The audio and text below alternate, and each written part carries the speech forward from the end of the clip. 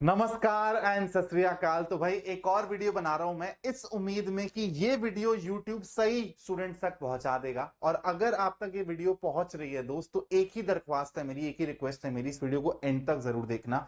जो भी मैं बातें आप लोगों के साथ शेयर करने वाला हूं, डिस्कस करने वाला हूं, अगर आपको पसंद आती हैं तो यार जरूर वीडियो को लाइक करना, वीडियो को शेयर भी करना अपने दोस्तों के साथ और चैनल को सब्सक्राइब करना। अभी आपको सब्सक्राइबर काउंट शायद कम दिख रहा हो, लेकिन मेहनत भरपूर हो रही है डेली बेसिस पे। आप लोग एक बार ही चैनल को एक्सप्लोर करिए, कंटेंट वीडियोस देखिए, स्पेशली मेरी बेटा। अगर आप एक पढ़ने वाले स्टूडेंट है, इससे बेटर आपको कंटेंट पूरे यूट्यूब पे नहीं मिलेगा। मैं ये आपको दावा ठोक के बोल रहा हूं। सिर्फ एक एक चांस मांग रहा हूं आप लोगों से, एक बार ही चैनल को एक्सप्लोर करो। तो बेटा इस वीडियो के अंदर ना अपन लोग 10th मैथ्स को लेके आपकी ओवरऑल स्ट्रैटेजी क्या रहनी चाहिए इन कमिंग मंथ्स, उसके ऊपर बातचीत करने वाले हैं। सिलेबस कैसे कवर करना है तुम लोगों को, तुम्हारे इंपॉर्टेंट चेक पॉइंट्स क्या होंगे, तुमको पूरा का पूरा स्ट्रैटेजी अपने दिमाग में मैप्ड कैसे रखना है। एट द सेम टाइम कोई सा भी एक चैप्टर तुमको किस फ्लो में कवर करना है, जैसे पहले थ्योरी पढ़ी, उसके बाद क्या करना है, एनसीईआरटी कर लिया, एनसीईआरटी के बाद क्या करना है। तो जब आप ये सारे के सारे प्रोसेसेस कंप्लीट करोगे फॉर वन पर्टिकुलर चैप्टर, तब जाके आप नेक्स्ट चैप्टर पे मूव कर पाओगे। तो सबसे पहले बेटा पूरा का पूरा पिक्चर तुम्हारे दिमाग में ना मैप करवा देता हूं। तुमने कभी सोचा है कि तुमको ये रोड मैप वर्ड बहुत दिखता है, तो इसका मतलब क्या है? मैपिंग जानते हो? मैपिंग, माइंड मैप जानते हो कि सारी की सारी चीजें एक जगह पर मैप कर दी गई हैं। तो रोड मैप का सिंपल सा मतलब है कि आपका रास्ता किस तरीके से दिखने वाला है, वो मैं आपको बताने वाला हूं आने वाले टाइम में, आने वाले मंथ्स में। अभी बेटा आप यहां पर हो, समर वेकेशन में मस्ती चल रही है, चलनी भी चाहिए, कोई दिक्कत की बात नहीं है। लेकिन जैसे ही समर वेकेशन खत्म होंगे दोस्त, internal assessments, half yearly exam, सब कुछ आपके सर पर आ जाएंगे। और ये इंक्लूड होते हैं फाइनल मार्क्स में। 100 मार्क्स पे आप जज किए जाओगे, 80 मार्क्स का आपका फाइनल पेपर होता है, फाइनल थ्योरी पेपर। 20 मार्क्स यहीं से ही लगाए जाते हैं। तो यहां तक जितना भी सिलेबस आएगा अपने को कवर तो करना पड़ेगा। अपन सिर्फ और सिर्फ प्रोकास्टिनेट तो नहीं कर सकते, मौज मस्ती तो नहीं कर सकते इस उम्मीद में कि यार मैं हाफ ईयरली में पहले फेल हो जाता हूं, उसके बाद पढ़ना चालू करूंगा। क्योंकि भाई मूवीज में तो ऐसा ही होता है, पहले हीरो हारता है। अरे नहीं यार, तुम मस्ती भी कर सकते हो, तुम पढ़ाई भी कर सकते हो। और यही चीज मैंने लिखी है बेटा यहाँ पर। अपने को एक बैलेंस अप्रोच ही लेके चलना है, और बैलेंस अप्रोच ही बेस्ट होता है यार। कोई सी भी एक चीज को दूसरे पे डोमिनेट मत करने दो। दोस्तों को भी टाइम दो, मस्ती भी करो, स्पोर्ट्स भी खेलो और पढ़ाई भी करो, दोनों चीजें साथ में हो सकती हैं। आप कोई कॉम्पिटेटिव एग्जाम के लिए थोड़ा ना बैठ रहे हो कि जेई के लिए बैठ रहे हैं, नीट के लिए बैठ रहे हैं कि भाई अभी अब 3-4 महीने रह गए हैं एग्जाम्स को, अब सब कुछ सैक्रिफाइस करके सिर्फ पढ़ाई करूंगा। नहीं यार, सब कुछ हो जाएगा। आपको पता है कि आप 2-3 घंटा भी अगर डेली बेसिस पे पढ़ ले रहे हो, वो भी सभी सब्जेक्ट्स को दे दे रहे हो इतना टाइम, तो बहुत अच्छे मार्क्स ले आओगे यार। तो बेटा अपना internal assessments, half yearly exams का टाइमलाइन क्या रहता है? अगस्त सितंबर इसकी टाइमलाइन रहती है। तो यहां तक अपने को बेटा उतना सिलेबस कवर करना पड़ेगा जितना पूछा जाएगा इन एग्जाम्स में। अभी मैं सिलेबस कैसे कवर करोगे उसके ऊपर भी बात करूंगा। फिर नेक्स्ट अपना चेक पॉइंट है प्री बोर्ड एग्जाम्स। भाई नवंबर दिसंबर में तुम्हारे प्री बोर्ड एग्जाम्स चालू हो जाएंगे। यहां पर तो बेटा तुम्हारा 100% सिलेबस कंप्लीट हो जाना चाहिए विद लॉट ऑफ प्रैक्टिस। इसके बाद फिर तुम्हारा बेटा बोर्ड एग्जाम्स का चेक पॉइंट आएगा, जो कि फरवरी मार्च है। यहां पर तो अपने आप ही बेटा दिल की धड़कनें बढ़ी रहती हैं और तुम मेहनत करते ही रहोगे। यहां पर तुम्हारा खेल कूद सब छूट जाएगा। लेकिन यार मैं वही बोलूंगा, balance approach is the best approach. मस्ती भी करनी है, दोस्तों को टाइम भी देना है, फैमिली को टाइम भी देना है, अपनी पर्सनालिटी डेवलपमेंट पे भी काम करना है ना। ऐसा नहीं हो कि भाई हम लोग सिर्फ और सिर्फ अपने कमरे में किताबों के साथ ही बैठे रह जाए और हमको यही नहीं पता चले कि यार दोस्त कैसे बनाए जाते हैं। तो ये भी नहीं करना है अपने को। ये आपका पर्सनालिटी डेवलपमेंट का भी क्रूशियल ईयर्स है, उसके लिए भी। तो उसमें भी अपन लोग थोड़ा थोड़ा टाइम देंगे, थोड़ा थोड़ा टाइम निकालेंगे। फिर सिलेबस कैसे कवर करना है दोस्त? अगस्त तक आप लोगों का 50% सिलेबस कवर हो जाना चाहिए। इसी पेस से आप मूव करोगे। तो अभी आप सोच लो कि आपके कितने चैप्टर्स कंप्लीट हुए हैं। क्या आप एट पार चल रहे हो, क्या आप पीछे चल रहे हो, या फिर आप सिलेबस से भी आगे चल रहे हो बेटा? तो अभी जैसे अपन लोग जून के महीने में हैं, अगस्त तक बात करूं तो बेटा अभी जुलाई भी पड़ा है और फिर अगस्त भी पूरा का पूरा पड़ा है। टिल अगस्त का मतलब है अगस्त एंड तक। तो अगस्त एंड तक आप लोगों को 7 चैप्टर्स अच्छे से कवर करने हैं। और जब मैं बोलता हूं अच्छे से कवर करने हैं, इसका मतलब ये बिल्कुल नहीं है आप लोग ये सोचते हो कि सर थ्योरी पढ़ ली, जिस भी ऑफलाइन ऑनलाइन कोचिंग से पढ़ रहा हूं, वन शॉट देख रहा हूं, वो कर लिया और फिर एनसीईआरटी लगा ली तो मेरा एक चैप्टर कंप्लीट हो गया। नहीं, अब जिस हिसाब से सवाल आ रहे हैं, जो एग्जाम का पैटर्न है, कॉम्पिटेंसी का टाइम है बेटा, अब तुमको प्रैक्टिस ज्यादा करनी पड़ेगी। तुम लोगों को रिसोर्सेज बहुत अच्छे से ऑर्गेनाइज तरीके से चूज करके यूज करने पड़ेंगे। तो तुम्हारा यही चीज मैं बताने वाला हूं कि एक चैप्टर तुम्हारा कंप्लीट कब माना जाएगा, ये तुमको मैं नेक्स्ट स्लाइड में बताऊंगा। लेकिन टिल अगस्त, यानी कि अगस्त एंड तक अपना 50% सिलेबस, 7 चैप्टर्स कवर हो जाने चाहिए। अब तुमको इसी मूवमेंट पे सोचना है कि तुम अभी कहां पर हो, कितने चैप्टर्स कंप्लीट हो गए हैं, क्या तुम एट पार चल रहे हो, क्या तुम्हारी स्पीड चल रही सही चल रही है, या फिर तुम पीछे चल रहे हो, लैग कर रहे हो। उसके साथ साथ बेटा नवंबर तक अपना 100% सिलेबस कंप्लीट हो जाना चाहिए अच्छे से। ये इंपॉर्टेंट कीवर्ड है, अच्छे से। तो सिर्फ और सिर्फ पढ़ के थ्योरी एनसीईआरटी लगा ली, इसको मैं कंप्लीशन नहीं मानूंगा, ना आपको मानना है। तो ये आपका एक ओवरऑल सिलेबस किस तरीके से कवर करना है उसके ऊपर बातचीत कर लिए। अब बेटा किसी भी चैप्टर को आप कब कंप्लीट मानोगे और फिर नेक्स्ट चैप्टर पे मूव करोगे, ये सबसे इंपॉर्टेंट स्लाइड है। यहां पर मैं तुमको बहुत क्रूशियल इंफॉर्मेशन देने वाला हूं, ध्यान से समझना। फ्लो क्या रहेगा बेटा किसी भी चैप्टर को कवर करने का। पेन चेंज कर लेते हैं अगर आपकी इजाजत हो।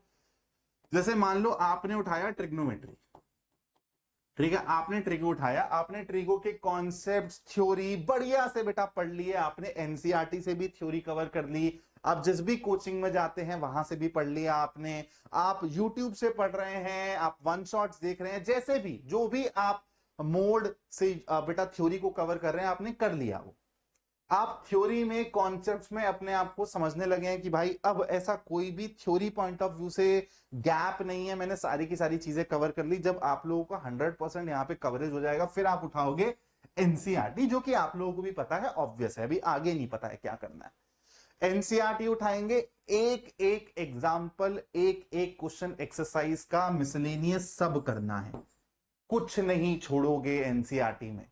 कुछ बच्चे एनसीईआरटी को इज्जत ही नहीं देते हैं, बाद में समझ आता है कि यार एनसीईआरटी से तो डायरेक्टली सवाल उठ कर आए हैं। तो एनसीईआरटी आपका पहला स्टेप होना चाहिए, इस चीज को अपने दिमाग में डाल लो। एनसीईआरटी में जिस तरीके से थ्योरी दी हुई है वो बहुत सिंपल वर्ड्स में दी हुई है। तो अगर आपको किसी टॉपिक को समझने में दिक्कत होती है ना कंसेप्चुअली, आपको सबसे पहले एनसीईआरटी उठाना चाहिए। एनसीईआरटी में जो वो इंट्रोडक्टरी पोर्शन होता है जिसको आप स्किप करते हो ना बेटा, सबसे ज्यादा कॉन्सेप्ट्स वहीं छुपे हैं, सबसे ज्यादा कॉम्पिटेंसी बिल्डिंग वहीं छुपी है। तुम उसको पढ़ो, specially triangles chapter, trigonometry chapter में जो वो इंट्रोडक्टरी पोर्शन है बहुत इंपॉर्टेंट है तुम्हारे एग्जाम्स के पॉइंट ऑफ व्यू से। इसलिए एनसीईआरटी को तुमको थ्योरी भी अच्छे से रीड करनी है, एनसीईआरटी की हर एक एग्जाम्पल, हर एक सवाल एक्सरसाइज का बनाना है, ये कर लोगे।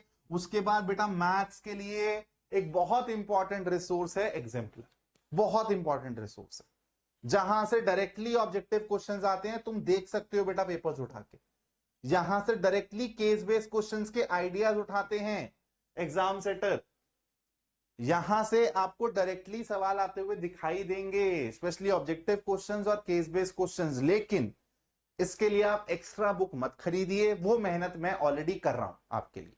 आपको सिर्फ और सिर्फ उन क्वेश्चंस को देखना है, प्रैक्टिस करना है। ऑलरेडी बेटा मैं 2 चैप्टर्स के लिए डाल चुका हूं, आप लोगों को दिखा देता हूं। और यहां पर मैंने वो सारे सवाल डाले हैं जो कि एग्जाम में आने के लिए इंपॉर्टेंट है। जैसे पेयर ऑफ लीनियर इक्वेशंस डाल दिया मैंने, फिर मैंने क्वाड्रेटिक इक्वेशंस डाल दिया, अब मैं एपी का भी लेक्चर डाल दूंगा। तो सारी चीजें आपको मिलने वाली हैं। और देखो मैं दोबारा से बता दूं बेटा, मैं जो यहां पर सवाल ला रहा हूं वो सारे सवाल हैं जो आपको देखना करना जरूरी है एग्जाम्पलर के पॉइंट ऑफ व्यू से।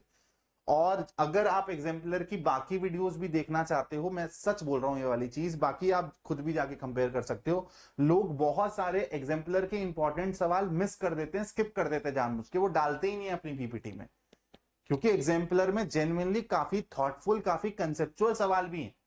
लेकिन मैं जो आप लोगों के लिए एग्जाम्पलर के लिए लेक्चर्स डाल रहा हूं वो पूरी तरीके से कंप्लीट है, उसमें कोई भी क्वेश्चन मिस नहीं किया गया है। मैं नहीं घबराता कोई भी क्वेश्चन को लाइव सॉल्व करवाने के लिए या फिर रिकॉर्डिंग में डालने के लिए। उसके बाद ये चीज कर लिया आपने, यूट्यूब से देख लिया, इसके लिए यार चैनल को सब्सक्राइब करके रखना, क्योंकि रेगुलरली वीडियोस अपलोड होती रहेंगी, आप लोगों को बस देखनी है, आप लोगों को बस अप्रिशिएट करना है यार, मैं अपनी साइड से मेहनत नहीं रोकूंगा, दैट इज माई गारंटी। उसके बाद बेटा तुम लोग एक क्वेश्चन बैंक ले लो, ठीक है, ये क्वेश्चन बैंक में तुमको सारी चीजें मिल जाएंगी, पीवाईक्यूज भी मिल जाएंगे, तुमको चैप्टर वाइज बेटा एमसीक्यूज भी मिल जाएंगे, तुमको केस बेस्ड क्वेश्चंस भी मिल जाएंगे, तुमको एजर्शन रीजन भी मिल जाएंगे, तुमको 2 मार्कर, 3 मार्कर, 5 मार्कर सब कुछ मिल जाएगा। तो एक बढ़िया क्वेश्चन बैंक ले लो, 10 बुक्स मत लेना बेटा, एक बुक काफी होती है, और एक टीचर तो 10-15 बुक के बराबर होता है। तो एक बढ़िया टीचर को फॉलो करो, एक बढ़िया बुक को फॉलो करो, apart from NCERT, that will be more than enough. उससे ज्यादा आपको नहीं करना है। ये बुक कौन सी फॉलो करूं सर, अगर तुमने अभी तक क्वेश्चन बैंक नहीं ले रखा है, देखो अब मैं ऐसा नहीं बोलूंगा कि ये बुक अच्छी है, वो बुक अच्छी है, मैं 2-3 बुक्स के अभी भी नाम ले सकता हूं, लेकिन यार वही है कि किसी बुक का नाम नहीं लिया, उन्होंने कॉपीराइट मार दिया तो दिक्कत हो जाएगी भाई। तो इसलिए मैं जो आपको अपनी साइड से बुक रेकमेंड कर रहा हूं, उसका लिंक मैं डिस्क्रिप्शन में डाल दूंगा। आप लोग डिस्क्रिप्शन खोलना, वहां पर आपको बुक का लिंक दिख जाएगा। आप लोगों को अगर समझ आए वो बुक, तो आप लोग लेके अपनी प्रैक्टिस चालू कर देना, चैप्टर वाइज ये क्वेश्चन बैंक फॉलो कर लेना, ठीक है। उसके बाद बेटा एक लास्ट स्टेप है, इस स्टेप को अगर आपने कंप्लीट नहीं किया तो आप नेक्स्ट चैप्टर पे नहीं जा सकते, आपकी उस चैप्टर की कॉम्पिटेंसी चेक नहीं हुई है, आप उस चैप्टर के कॉन्सेप्ट्स को लेकर कितना डेप्थ में सोच सकते हैं वो चेक नहीं हुआ है। तो ये आपका लास्ट स्टेप है, स्पेशल कॉम्पिटेंसी प्रैक्टिस, जो बेटा मैं चैप्टर वाइज बना रहा हूं, ठीक है।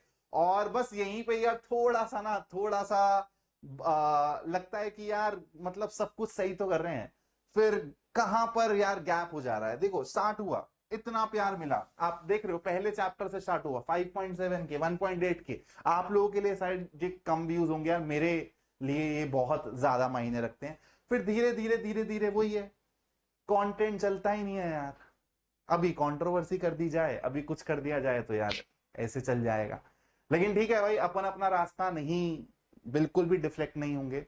यूट्यूब के दरवाजे पे डेली नॉक नॉक मैं करूंगा।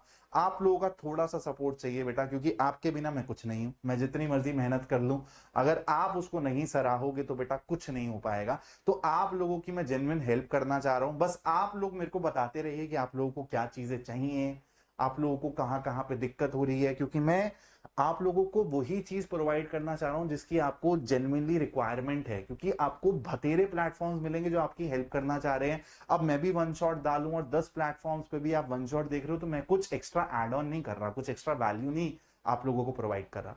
लेकिन कॉम्पिटेंसी ये चीज आपको पूरे इंटरनेट पे कहीं नहीं मिलेगी, आप देख लो। और मैं चैप्टर वाइज आप लोगों को करवा रहा हूं। तो जब आपने रियल नंबर्स पढ़ लिया, ये रियल नंबर्स के 4 पार्ट देख के ही रियल नंबर्स पे तुम बोलोगे कि अब मैंने इस पे महारत हासिल कर ली। तो बेटा तुम लोग इन वीडियोस को जरूर देखना, एक्सप्लोर करना, एंड ये मेरी गारंटी है कि यार तुम लोगों को बहुत सारी नई चीजें सोचने के लिए, समझने को मिलेगा। तो आप लोगों को आपका रोड मैप मिल गया है। अब आप लोगों को बेटा एफर्ट्स डालने हैं, अपनी साइड से प्रैक्टिस करनी है और बैलेंस अप्रोच रखना है। मैं दोबारा बोल रहा हूं, ऐसा नहीं है कि एकदम घुस जाना भाई, 6-6 8-8 घंटे पढ़ रहे हो बेटा, उससे कुछ नहीं होता है यार। दोस्तों को भी टाइम दो, स्पोर्ट्स को भी टाइम दो, और पढ़ाई को भी टाइम दो, सारी चीजों का टाइम है। Thank you so much for watching this video. जय हिंद दोस्तों।